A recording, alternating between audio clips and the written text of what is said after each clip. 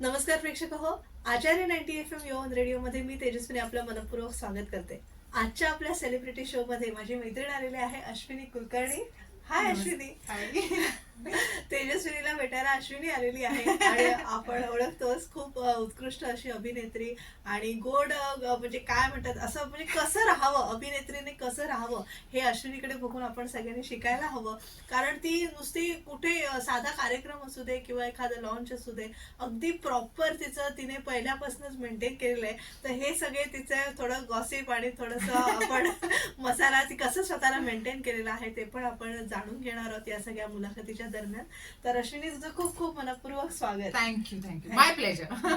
आणि अश्विनी खास पुण्याहून आपल्या इथे आलेली आहे आणि तिचं शूट म्हणजे ती कधी वाराणसीत असते कधी राजस्थानला असते. आज मी पकडून पकडून 2-3 महिन्याच्या अथक परिश्रमातून तिला मिळवलेला आहे. तर अश्विनी म्हणजे कसं म्हणजे कधी ठरवलं होतंस की या क्षेत्राकडे आपण जायला पाहिजे. हे कधी म्हणजे आपण जनरली कॉलेजमध्ये ठरवतो की अगं हे सगळं ठरवायच्या आधी मी या क्षेत्रात आले होते. ओके.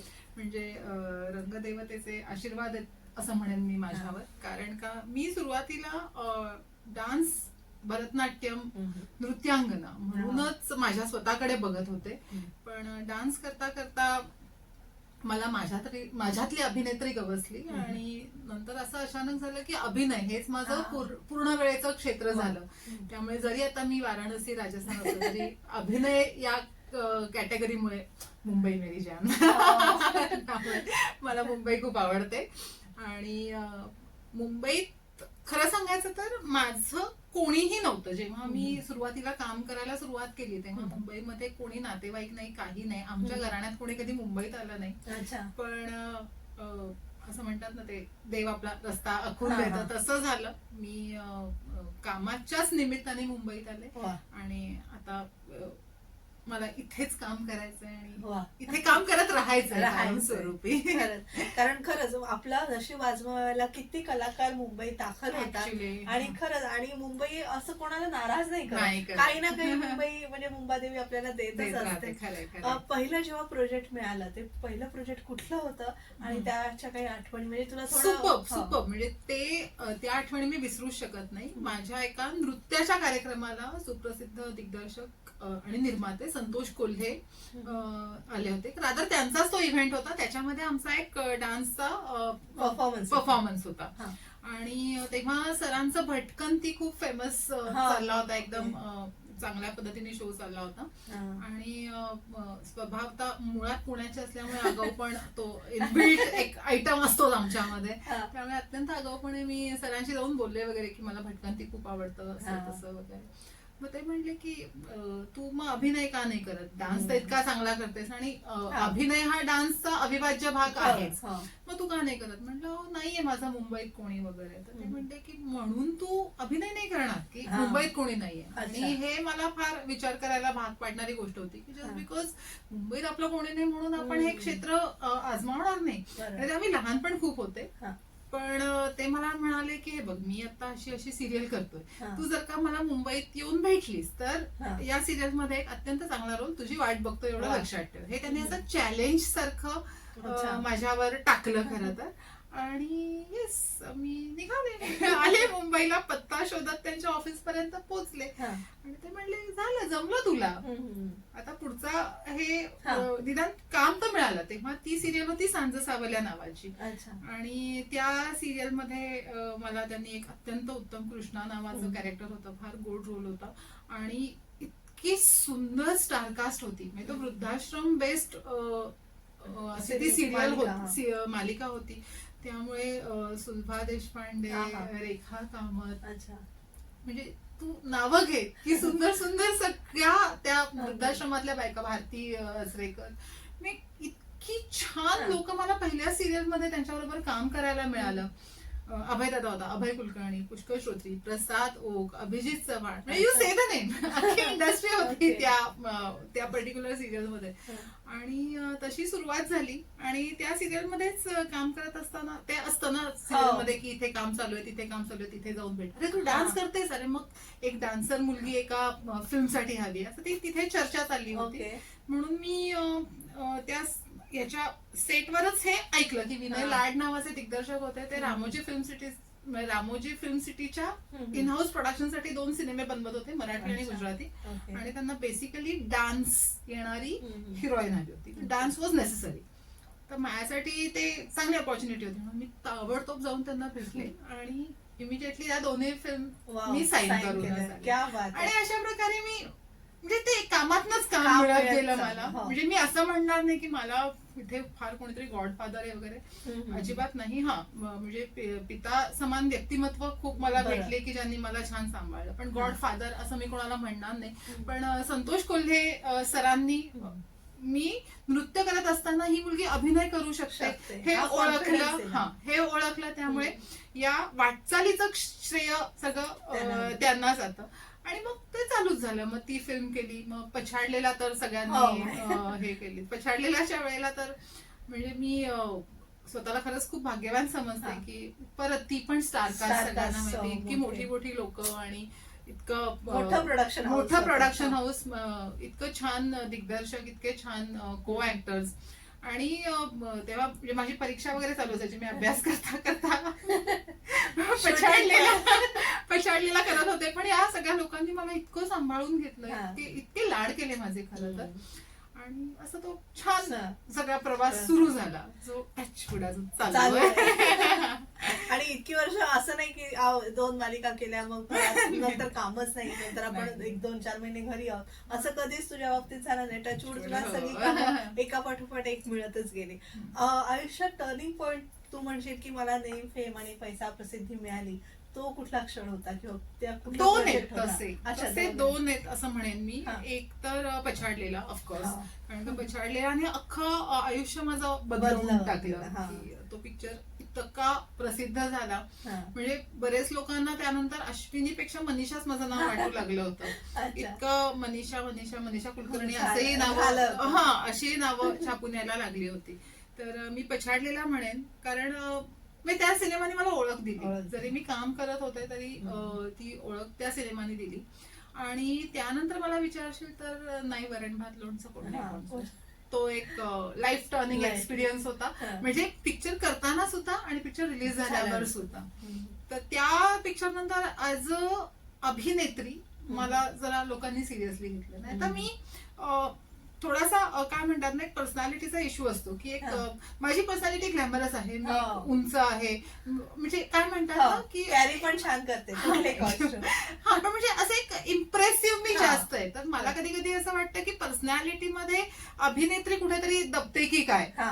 असं होतं बरेचदा. अच्छा. की अरे मी कामही चांगलं करते, हा. तेही बघा नुसतं दिसण्यापेक्षा. बरं, पण वरण भात ही अशी मूवी होती की जिथे माझं काम जास्त बघितलं गेलं. की ही म्हणजे दिसतात वाईट नाही दिसते बरी, पण ही मुलगी कामही करते, काम चांगलं करते. बरं. हे रजिस्टर वरण भात मुळे झालं असं मला वाटतं. आणि मला वाटतं त्या दरम्यान सौभाग्यवती असे सगळे चित्रपट पण हो हो, अरे मी पिक्चर्स तर सिनेमा इज माय लव्ह. म्हणजे माझं पहिलं प्रेम कोणी विचारलं तर मी सिनेमा हेच सांगेन. मला सिनेमा करणं, सिनेमा बघणं, cinema is my life. I can say that. मला अत्यंत आवडतं सिनेमा करायला आणि बरेच सिनेमे केले मी. आणि प्रत्येक सिनेमा हा सिनेमा माझा सर्वोत्कृष्ट पिक्चर ठरेल अशा यांनीच केले. कुठलाही पिक्चर मी लाईटली घेतला नाही. की आता हा म्हणजे आध्यात्मिकाचा, म्हणजे काळूबाईच्या नावाने चांगलं ज्या सिन्सिअरिटीने मी केला, त्या सिन्सिअरिटीने मी एक डाव भूताचा केला. ज्या सिन्सिअरिटीने मी विठ्ठल माझा सोबत केला, त्याच सिन्सिअरिटीने मी व्हॉट्सअप लग्न पण केलं. त्यामुळे माझं सिनेमावरचं प्रेम आणि सिनेमावरची श्रद्धा ही अटळ आणि कायमस्वरूपी आहे. ती या जन्मात तरी कमी होणार नाही ना थांबणार नाही. तर सिनेमा हा माझा फर्स्ट. ओके. नक्कीच. पण अभिनय, आता आपण वेगवेगळ्या आपल्याकडे काय म्हणतात चरित्र अभिनेत्री येतात किंवा सगळे आपल्याकडे रोल्स येतात. प्रत्येक कॅरेक्टर्स वेगवेगळं असतं. जसं चित्रपट जसे वेगवेगळे तसे त्यातले कॅरेक्टर्सही वेगळे. मग तू प्रत्येक भूमिकेचा अभ्यास कसा करतेस? की तू कोणाला विचारतेस, डिरेक्टर्सना किंवा काही तुझा असा पर्सनल काही अभ्यास करतेस? नाही, डिरेक्टरचं जाम डोकं खाते ना मी. म्हणजे डिरेक्टरना हा त्रास मी खूप दिलाय. मी ज्यांच्याकडे काम केलंय त्या सगळ्या डिरेक्टर्सना हा अनुभव आहे. 2 गोष्टी असतात. एक तर माझ्या रोलचा ग्राफ मला माहिती असणं आवश्यक असतं कुठलंही प्रोजेक्ट करताना किंवा काय, आणि ओव्हरऑल सिनेमात मी कुठे काउंट होते हे माझ्यासाठी खूप महत्वाचं असतं, खूप जास्त महत्वाचं असतं. आणि म्हणजे त्यामुळे मी डिरेक्टरच्या डोक्यावर बसते. खूप माझं वाचन खूप खूप खूप जास्त आहे. त्यामुळे स्क्रिप्ट सुद्धा मी वेगवेगळ्या अँगल्सनी वाचू शकते. जरी म्हणजे एकच स्क्रिप्ट असतं पण ते समजा ही माझी भूमिका आहे तर ही माझ्या भूमिकेच्या आजूबाजूच्या भूमिकांमधनं ती भूमिका कशी वाटते अशा दृष्टीने पण मी वाचून बघते. ते मला आवडतं. म्हणजे अभ्यासाचा भाग आहेच येतो, प्लस तो वाचनाचा सुद्धा भाग आहे. म्हणजे ऍस्पेक्ट्स ऑफ एव्हरी कॅरेक्टर्स म्हणतात ना तसं. आणि हे असे सगळे प्रश्न घेऊन मी डिरेक्टरच्या डोक्यावरही बसते. नाही, को ऍक्टर्स पेक्षा मी डिरेक्टर जास्त विश्वास ठेवते. कारण का डिरेक्टरनं एक मोठी फ्रेम बघत असतो. आपण फक्त आपल्या सीनचा किंवा आपल्या रोलचा विचार करतो. डिरेक्टरला ती अख्खी फ्रेम दिसत असते. त्याला हे माहिती असते की इथे सेंटरला काय, इथे काय आहे. त्यामुळे ते दिग्दर्शकाकडनंच समजून घेणं मला जास्त आवडतं. आणि टचवूड आतापर्यंत सगळे दिग्दर्शक मला इतके उत्तम मिळाले. महेश कोठारे म्हणा, महेश मांजरेकर सर म्हणा, यांच्या बाबतीत तेच नाही. विश्वास सरांबरोबर मी 3 फिल्म्स केल्या. संतोष कोल्हे सरांबरोबर मी सिरियल केली, आता वेब सिरीज केली आहे. म्हणजे आणि ह्या लोकांनी मला परत परत रिपीट केलेलं आहे. म्हणजे त्यांना जरी मी त्रास देत असले तरी त्यांना माझी सिन्सिअरिटी कुठेतरी अपील होते.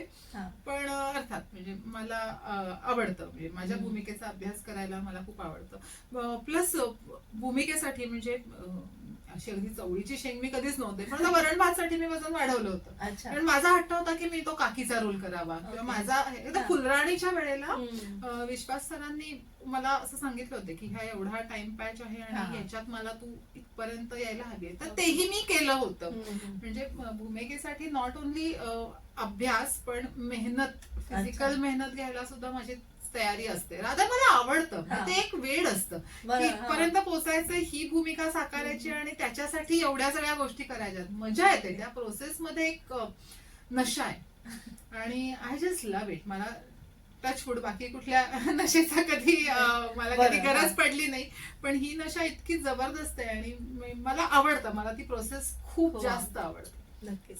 एक छोटीशी विश्रांती घेऊया आणि सेलिब्रिटी शो मध्ये अश्विनी कुलकर्णी ज्याशी आपला संवाद असा सुरू ठेवूया. तुम्ही ऐकत राहा आचार्य 90 FM ओन रेडिओ.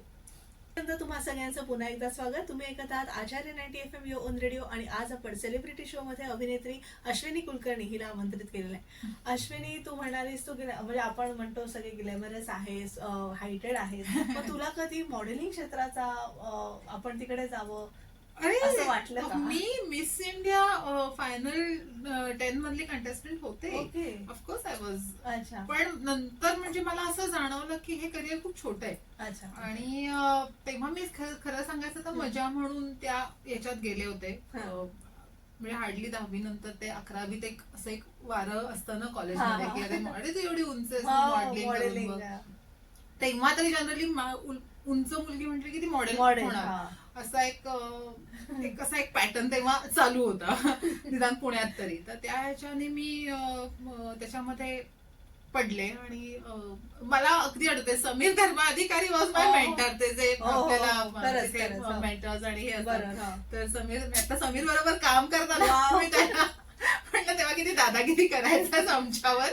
पण तेव्हा Sameer was the one of the top models India मधला. त्यामुळे समीर धर्माधिकारी मेंटर होता. आणि कॅटवॉक म्हणा, ते फुलराणीच्या वेळेला सगळं ते सगळं परत ते रिवाइज झालं माझ्यासाठी. दॅट वॉज मे खूप छान एक्सपिरियन्स होता फुलराणीचा. त्यामुळे कारण का मी ते मॉडेलिंग क्षेत्र जगलेलं आहे, रॅम्प. आणि फक्त ते मला असं वाटलं की ते करिअर खूप छोटं आहे आणि थोडंसं ना डेस्टिनीवरही सोपवलेलं असतं ना. म्हणजे अभिनय करायचं आहे मी ठरवलं नव्हतं, पण त्याच्यामध्ये आणि आता कायमस्वरूपी मी तेच करते आणि ते मला करायला खूप आवडतंय. म्हणजे असं नाही की ते आलंय आणि मग मी करत राहिलीये, नाही, मी आता ते खूप आवडीने करते. तर तसं मॉडेलिंग मी स्वतःहून करायला गेले, पण नंतर माझं मनात जाणवलं की हे खूप लिमिटेड करिअर आहे. बरं. म्हणजे आपला चेहरा रॅम्प शिवाय जास्त चांगला कुठे वेगळीकडे एक्सप्रेस Screen होऊ ला, शकतो. त्यामुळे सिनेमा एवढ्या मोठ्या पडद्यावर स्वतःला बघण्याची गंमत आहे ना हा. तेजस्विनी, ती त्याच्यासाठी किती मेहनत घ्यायला तयार आहे मी असं म्हणजे तू हाडाची कलाकार आहे हो. तसं म्हणू आपण. आणि अर्थातच आता मला म्हणजे हे मॉडेलिंगचं झालं, पण जाहिरात क्षेत्र सुद्धा आहे. हो, म्हणजे खूप म्हणजे ऍडव्हर्टायझिंग मध्ये सुद्धा तू बरेचसे प्रोजेक्ट हो, केलेले हो, असतील. तर जाहिरातीचं क्षेत्र कसं नेमकं असतं, कारण हे थोडं वेगळं आहे. हो. कारण आपण चित्रपटाचा कॅनव्हास खूप मोठा आहे आणि जाहिरातींचा थोडासा छोटा आहे. हं. तिथे मजा तीच असते की छोट्या कालावधीमध्ये तुम्हाला खूप मोठा द्यायचं, मेसेज content पोचवायचा द्यायचं. असतो. हा. आता काही दिवसांपूर्वी म्हणजे जाहिरात क्षेत्रच म्हटलीस तर ते कोटक बँकेसाठी मी एक सिक्रेट शांता नावाची एक वुमेन एम्पॉवरमेंट किंवा अच्छा. असं हा. मोठ्या मोठ्या कंपनीज पब्लिक इंटरेस्ट साठी काही ज्या ऍड्स बनवतात. करतात. हा. तर केदार गायकवाड म्हणून ऍक्च्युली ते सिनेमॅटोग्राफर आहेत, पण हा. ते डिरेक्टर पण आहेत हा. आणि त्यांनी कॉर्पोरेट आणि ऍडव्हर्टायझिंग क्षेत्रामध्ये खूप काम केलंय. तर सुदैवाने त्यांच्या बरोबर काम करण्याचा योग आला आणि त्या पर्टिक्युलर सिक्रेट शांता नावाची जी एक कोटक बँकेची ही जी ऍड होती त्याचे हा. डायलॉग्स पण मी लिहिलेत ओके. आणि त्याच्यामध्ये मी कामही केलंय. हं. तर मला या गोष्टी करताना इतकी गंमत वाटली, कारण का ना आपण एक मेसेज पोचवायला आपण 1-2-2.5 तासाचा पिक्चर, नाटक किंवा लेख किंवा हे करतो. जाहिरातीमध्ये हे फार कमी कालावधीत तुम्हाला खूप मोठा मेसेज पोचवायचा असतो. आणि ही मजा सगळी या ऍडव्हर्टायझिंग इंडस्ट्रीमध्ये मला अनुभवायला मिळतीये. तर बाकी आपल्या शॅम्पूच्या ब्रिटानियाची ओके. बिस्किटांची ऍड, हे ऍड, ते ऍड, ब्युटी प्रॉडक्टची ऍड असे चालूच असतात. आणि आता खरं इन्स्टा किंवा याच्यामध्ये ब्रँड शूटला आता खूप छान वाव आहे.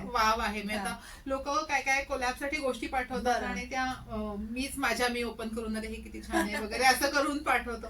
पण हे सगळं नाही कलेशी रिलेटेडच आहे, त्यामुळे हे सगळं करण्यात मजा आहे. कंटाळा किंवा अरे हे काय झालं, म्हणजे हा काय घरच्याच कॅमेरावर आपण शूट करतोय वगैरे असा त्याचा हे नाहीये की मी जे करणार आहे ते माझे 50-60 हजार फॉलोअर्स बघणार आहेत, त्यामुळे ते जे करायचं ते चांगलंच करायचं हे कायम डोक्यात आहे. आणि इन्स्टाला मी पण तुला फॉलो करते आणि बरेचसे फॅन फॉलोईंग तुझे आहेत इन्स्टाला.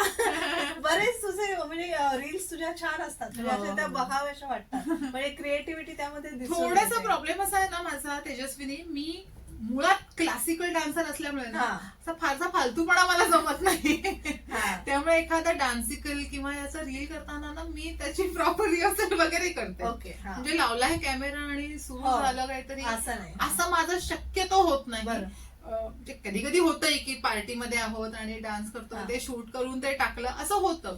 पण आता एखादा म्हणजे फॉर एक्झाम्पल आता विठ्ठल माझा सोबतीचं ते माझा सावळा देव विठुराया, तर माझी स्वतःची इच्छा होती की ते इतकं सुंदर ते इतकं सुंदर ते प्रेझेंट केलं पाहिजे. तर कुठल्या तरी नदीच्या काठी जाऊन तिथे पूर्ण भरतनाट्यम शैलीमध्ये नाचून ते शूट करून ते मी टाकलं आहे. तर त्यामुळे म्हटलं ना माझ्यातली क्लासिकल डान्सर आहे ना ती मला जरा असले काही कच्चा बदाम वगैरे नाही करू देत.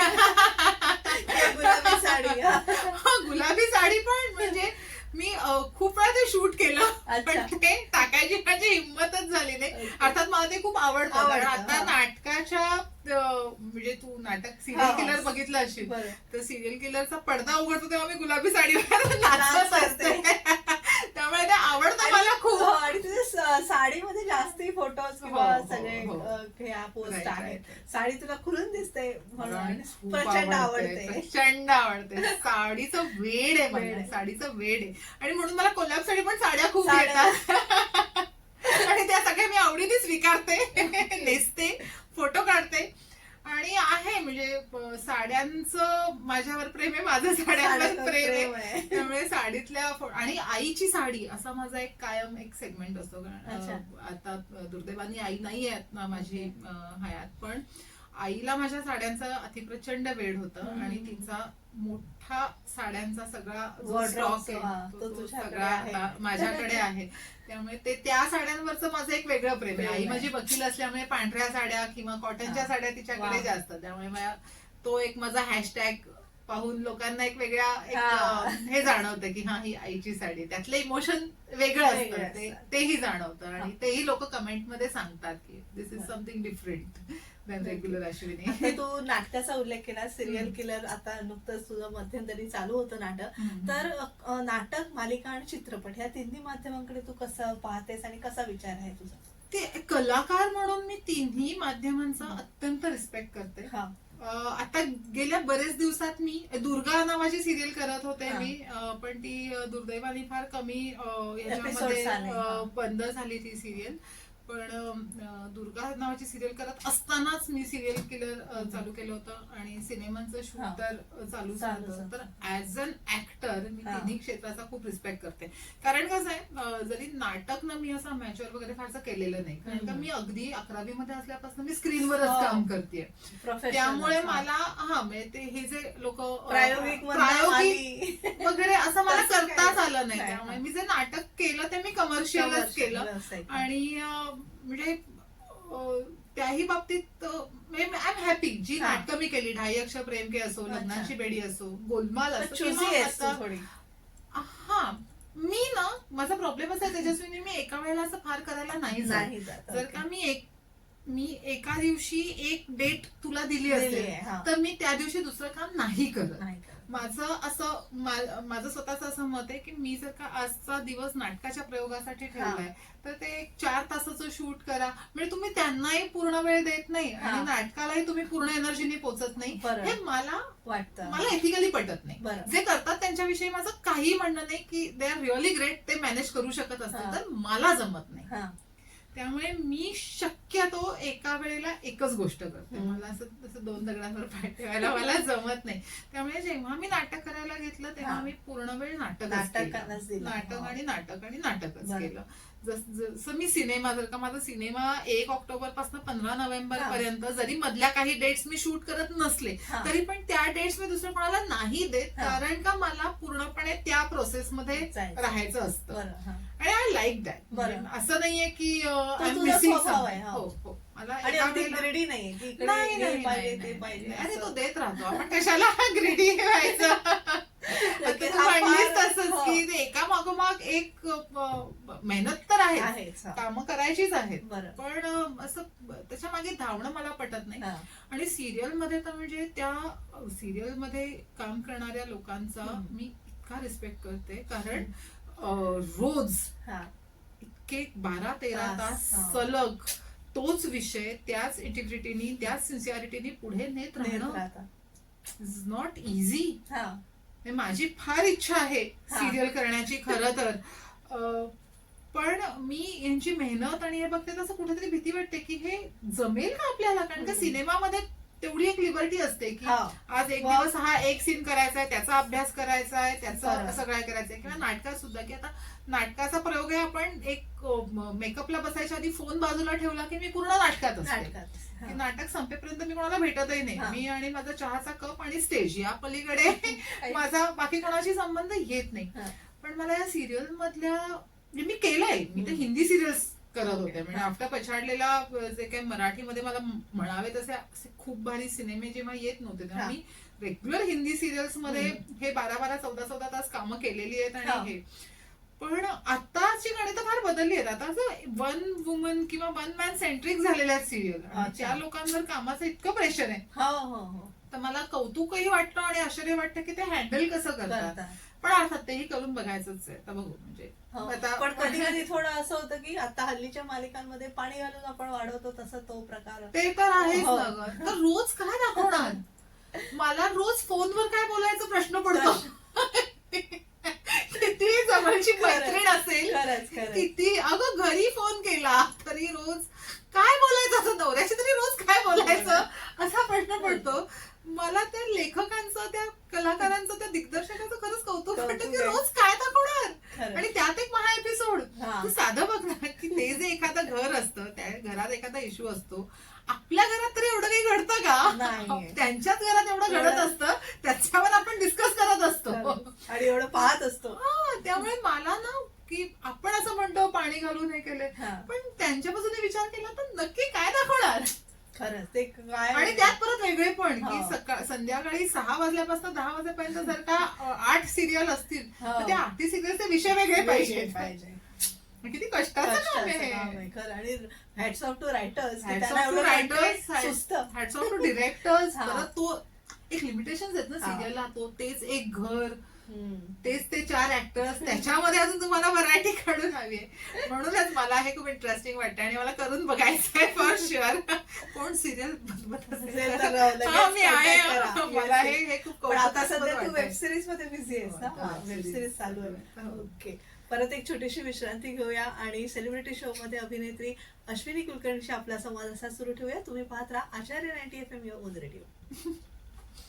विश्रांतीनंतर तुम्हा सगळ्यांचं पुन्हा एकदा स्वागत. तुम्ही ऐकत आहात आचार्य 90 FM युअर ओन रेडिओ आणि आज आपण सेलिब्रिटी शो मध्ये अभिनेत्री अश्विनी कुलकर्णी हिला आमंत्रित केलेलं आहे. अश्विनी आता आपण जसं म्हणत होतो की कंटिन्युअस 10-12 तास सिरियल्स मध्ये काम करतो किंवा मूवीच्या शूटच्या इथे गेलो तर तेही सलग एक काम असतं. थोडं आपल्याला म्हणजे तेच तेच रुटीन नाही म्हटलं तरी होतं, घरच्यांसोबत वेळ काढायला मिळत नाही. तर अशा वेळी तुझा लेजर टाइम मध्ये तू म्हणजे रादर तुझे हॉबीज काय आहेत हे विचारायचंय. लेजर टाइम मध्ये तुला काय करायला मी आवडतं? सांगितलं तसं मी खूप वाचते. मला खूप वाचायला वाचायला आवडतं. आवडतं. वा. खूप आवडतं आणि त्याला असं काही बंधन नाही की हा जॉनर आवडतो हा. किंवा तेच आवडतं. मी पुस्तकातला किडा आहे. अच्छा. मला वा, पुस्तक वा. मिळालं की मी खात जाते. हा, हा. इतकं वाचते मी, मला खूप आवडतं. हा. नंतर सिनेमे बघणं. वा. माझ्या आत्ता सुद्धा माझ्या फोनवर 3 ते 4 सिनेमे डाउनलोड केलेले आहेत. Cinema Okay. वो लाईफ आहे Passion. मेरा. हा, हो, correct. मेरा लाईफ आहे. Cinema is my life. हा. सिनेमे खूप बघते मी आणि नाचते. हा. खूप नाचते. फक्त कसं आहे, वाचनाला आणि सिनेमा बघायला स्थळ काळ असं बंधन नसतं. हा. नाचाला थोडीशी जागा जागा, एक लागते. म्युझिक या काही हम्म. बेसिक गोष्टी लागतात. त्या अवेलेबल असतील तर मी डेफिनेटली नाचते. पण अदरवाईज आता प्रवासात सुद्धा, आता हा. मुंबई पुणे प्रवासात तर मी आरामात इतके एक सिनेमे पुस्तक, बघितले, हा, अच्छा. इतकी पुस्तकं वाचली आहेत. त्यामुळे वाचन हा माझा फारच आवडीचा आवडीचा विषय आहे. विषय. आणि सिनेमे बघणं, एनिथिंग. म्हणजे मी सिरीज पण खूप बघितल्यात, पण तरी मला बघायला सिनेमाच आवडतो. त्यामुळे माझं सिनेमावर विशेष प्रेम प्रेम आहे. आहे. नक्कीच. आणि आता म्हणजे आता सुरुवातीला जसं मी म्हटलं की जशी तू बऱ्याच वर्षांपूर्वी आपण भेटलो आणि आता परत भेटतोय, पण जशी आहे तशी अश्विनी आहे. Thank तर you. या खूपसुरतीका त्याविषयी कसं तू म्हणजे या क्षेत्रात हल्ली सगळेच मेंटेन करतात, अगं, पण मी ते कुठे डायट maintain आहे? मला तू मगाचपासून म्हणतेस तर मला लाज वाटतेय. हे काय ऐकतेय मी? म्हणजे काय 1-2 इकडे तिकडे असं नाहीये, पण व्यवस्थित आहे. मी खरं सांगायचं ना तर मी अशी चवळीची शेंग कधीच नव्हते. हा, पण कायम गाल वगैरे राखूनच आहे. ते सध्या जास्त आहे तेवढंच. पण म्हणजे अशी मेहनत वगैरे काय? फार अशी नाहीये मी मुलगी. हा. पण डान्समुळे मे बी डान्समुळे मी automatic. ऍक्टिव्ह राहते. हम्म. म्हणजे मला असं म्हणायचंच नाही की मी खूप हेल्दी फिट आणि अशी आहे, पण मी ऍक्टिव्ह आहे. हा. आणि that all credit goes to dance. आणि जसा वेळ मिळेल तसं मी सूर्यनमस्कार वा. मात्र घालते. Okay. जिमिंगचा मला थोडासा कंटाळा आहे. हा. म्हणजे इच्छा खूप आहे की जावं जिमला, पण आतापर्यंतचा अनुभव किंवा असा आहे की मी जिम जॉईन केली की हा. जिथे मी जिम जॉईन करते त्याच्यापासून 100 किलोमीटरवर मला काम येतं. आणि ते जिमचं आणि माझं अफेअर होता ते तुटून जातं आणि आमची लॉंग डिस्टन्स रिलेशनशिप होते. माझ्या मेंबरशिपवर जिमवाल्यांचे फक्त एक्सपेन्सेस निघत असतात. त्यामुळे असं मला जिमिंगवर म्हणजे मला आवडत नाही अशातला हा. भाग नाही, पण नाही जमत. नाही जमत. मग असं होतं की जिथे आहे तिथे नाचू तर शकतेस हा. किंवा सूर्यनमस्कार करू घालू शकते. शकतेस. हा. वॉक तर Walk आहे. खूप आवडतो, कारण वॉक ना एक स्वतःचा एक आपले सेल्फ टॉक म्हणतो ना की हा. स्वतःशीच वा. गप्पा मारल्यासारखा वा. किंवा हे होतो. आणि जर का तू म्हणजे thankful to God for the हा. कॉम्प्लेक्शन हो, हो. आणि त्यासाठी मी काहीच करत नाही. That's God gifted. बरोबर. म्हणूनच फक्त मी त्याला काही त्याला हा, cosmetics, हा. तेही करायला Chemicals जात नाही. काही करायला फक्त जात नाही, हा. उत्तम दर्जाचा Makeup, मेकअप हा. Is God. म्हणजे प्रत्येक कलाकारासाठी आपण आहे, म्हणतो गरजेचं रंग देवता आहे, जी हो. आहे तो रंग हा आहे जो चेहऱ्याला हो, हो. लागतो तो. ते मी फक्त खूप चांगली प्रॉडक्ट आणि उत्तम डाएट, फ्रुट्स वगैरे हा ते ते तर तर अरे करतोच. मी उत्तम डाएट म्हणजे मी खादाड आहे. I am very foodie. Okay. मला सगळंच आवडतं. म्हणजे अच्छा. मला असं कुठलंही डाएट दिलं ना तर बहुतेक न्यूट्रिशनला वाटत असं की हिला सगळंच अंगी लागतंय. तिला बारीक कसं करावं. तिला नुसती फळं करायची तर तेही ती आवडीने खाते. खाते. भाज्या पण आवडीने खाते. त्यामुळे मी खरंच खूप फूडी Foodie आहे. I like everything. बरं, पुढे असलीस तरी तू स्वतःला मेंटेन ठेवले. प्रयत्न आहे. प्रयत्न आहे नक्कीच. आणि आता फार वय झालेलं नाहीये, पण एक तुझ्या ओव्हरऑल मुलाखतीतनं तू सांगितलंस की तू वाचतेस, म्हणजे वाचन केलं पाहिजे आणि हे सगळ्या गोष्टी आहेत, स्वतःला मेंटेन केलं पाहिजे, जेणेकरून सगळे वेस्टर्न काय आउटफिट किंवा आपले इंडियन व्यवस्थित कॅरी करता आले पाहिजे आपल्याकडे. पण तरी सुद्धा आता एवढ्या अभिनेत्री म्हणजे दिवसाला काय म्हणतात तसं किती इंडस्ट्रीमध्ये दाखल होत आहेत आणि एखाद्या मालिकेने एकदम हवेत जातात आणि इन्स्टा रील्सने सुद्धा हवेत जाणाऱ्या मुली आहेत. इन्फ्लुएन्सर्स. तर त्यांना काय सांगशील की नेमकं थोडं स्टेबिलिटी हवी तुमच्यामध्ये? मला ऍक्च्युली खरं सांगायचं तर कोणाला काही सांगावं अशी मला वाटत नाही की माझी तेवढी योग्यता आहे हा. किंवा काय आहे. पण मी एका खूप सर्वसामान्य घरामधनं आलेली मुलगी आहे आणि पाय जमिनीवर ठेवूनच काम केलं आहे, करते आहे आणि हा. करत राहणार आहे. हे क्षेत्र ना अत्यंत बेभरोशाचं हा. आहे. जरी याच क्षेत्रात मी किती म्हणले वर्ष जातं की आहे? हा जिनाया हा मरणाया हा, तो जरी हे असला तरी हे कुठेतरी मनात पक्क असलं पाहिजे की हे क्षेत्र हे अत्यंत बेभरोशाचं आहे. त्यामुळे माझा पर्सनल एक्सपिरियन्सवरनं मी सांगते की स्वतःची फायनान्शियल सिक्युरिटी फार गरजेची आहे. म्हणजे तुम्ही दिखावा किंवा तुम्ही लाईफस्टाईलच्या नादामध्ये स्वतःची फायनान्शियल सिक्युरिटी डिस्टर्ब करू नका. कारण का आपल्याकडे असं आहे की आज आहे तर खूप काम आहे, उद्या आहे तर काहीच काम नाही. तर त्या आजच्या कामातनं मिळालेले पैसे हे उद्याच्या काम नसलेल्या पॅच मध्ये कसे टिकतील किंवा कसे जनरेट होत राहतील याच्यावर लक्ष देण्याची गरज आहे. कारण का जेव्हा तुमची फायनान्शियल किंवा ही बाजू हलते ना तेव्हा ती अगतिकता येते, बदलबिलिटी येते आणि मग त्यामुळे खूप चुकीचे डिसिजन किंवा खूप चुकीचे मार्ग निवडले जाऊ शकतात. मुळात या क्षेत्रात येण्याआधी खूप विचार करण्याची गरज आहे, जो तुम्हाला आता खूपच सोपं आहे. म्हणजे मला आठवतंय की एकेका सिरियलच्या ऑडिशनसाठी मुंबईत ट्रॅव्हल करायला लागायचं पुण्याहून मुंबईत. मी इतक्या माझ्या मैत्रिणी सुद्धा इकडनं आल्यात तिकडनं आल्यात हे बघितलंय. त्यामुळे या मेहनतीची तयारी ठेवली पाहिजे. उद्या यश मिळणार नाहीये हे डोक्यात असलं पाहिजे. तेच मी पछाडलेल्याच्या आधी मी 3 पिक्चर 2 सिरियल केल्या होत्या आणि तेव्हा माझं वय फार नव्हतं. मी कॉलेज 11वी-12वीचा तो सगळा पॅच होता. त्यामुळे पेशन्सची गरज आहेच आहे. पण जे असं बाहेरच्या गोष्टींवर भाळलं नाही पाहिजे. खूप तू जितकं मला असं वाटतं value your middle class value. त्याच्यामुळे ना तुम्ही खूप जमिनीवर राहता. हा दिखावा कॅमेरा आणि लाईट्स ऑफ झाले की तिथेच तो संपला पाहिजे आणि तुमचं रेग्युलर लाईफ हे खूप तुम्ही जसं जगत आला आहात तसंच असलं पाहिजे. हा ते अपग्रेड होत राहिलं पाहिजे, पण अशा दृष्टीने अपग्रेड होत राहिलं पाहिजे की ते कायमस्वरूपी टिकेल. म्हणजे आज एकदम मी BMW चालवते आणि उद्या माझ्याकडे टॅक्सीने जायला पैसे नाही. तर ह्या दिखाव्यात अडकू नये असं मला वाटतं. असं मला वाटतं. हे माझं सजेशन नाही, हा माझा एक्सपिरियन्स आहे. हे मी जपायचा प्रयत्न केलेला आहे. खरंच फार मोलाचं सांगितलं आणि thank you so much for coming your and giving your interview for channel 90 FM. तर प्रेक्षको, आज सेलिब्रिटी शो मध्ये सेलिब्रिटी अश्विनी कुलकर्णी हिला आपण आमंत्रित केलं होतं. आमची ही मुलाखत तुम्हाला नक्कीच आवडली असेल अशी आशा व्यक्त करते. पुन्हा एकदा तुला थँक्यू म्हणते. थँक्यू, माय प्लेजर. आणि आमच्या चॅनलला लाईक शेअर सबस्क्राईब करायला विसरू नका. मी आरजे तेजस्विनी आपला निरोप घेते. धन्यवाद. Bye bye. थँक्यू.